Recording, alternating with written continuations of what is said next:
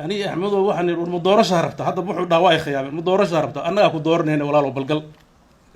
هذا بهزة وبكت أنا أبغى كل سنة دل كان كده ماشي كود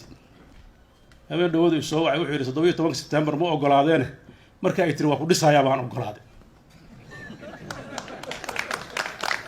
أنت وجوي وحن كويري والمدحوين سو مو أقول 6 فبراير إني سودو ده أو ديدلاين كي دورشاد سودو maxaa dhacay yiri waxa ay soo ma haboon inta ka horeysa in at least heshiis la gaaro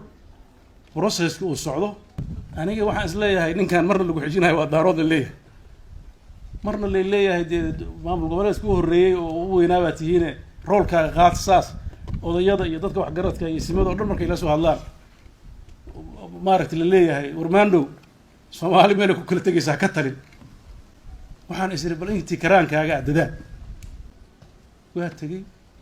8 markii dhaafay oo maalin iyo laba iska maqanto shaqadii iska socoto ku soo waay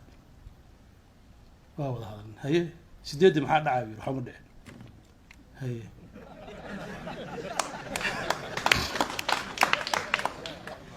sideed waa u jeedaa inay waxba dhicin ama nimanka ragga hurdaano markuu sidoodii ka caamaayro gidaarada ka daata waxyaab kale habeenkii markii waxa dhaceen shalay nimaasada oo soo wacay xudii waxa ay tiri nimankii haween gidaarada ka soo laabay wax soo daatay ma aragtay yiri waxa ay ma arag ciidamadan oo dabaabaadka wata ma ogeynay horta madaxweynaha meesha noo fadhiya literally kullu ari waa geesinay intaan hubo laakiin geesinimadaas tii la rabay miyaa mid kale miyaa idinka ka jawaabi doona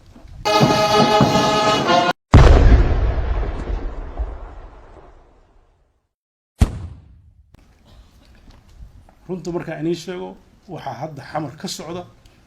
waxaan ka baqayaa inuu dagaal sokeeyo oo hor leh iyo qaxor leh dadku waxaan hadalkay ku soo gabagabeynaya ka codsanaya dadka reer Muqdisho iyo madaxdooda inay intii ka fogaan karaan in la geliyo dagaal inay ka fogaadaan godinyaha ima goysan haddaan gobolkay kugu jirin baa la yiriyo madaxweynaha kuwa deegaankiina garab taagan oo falsafadaas la qabo oo inay dalka xoog ku xukumaan raba dadka qabyaalada ha u kala saareen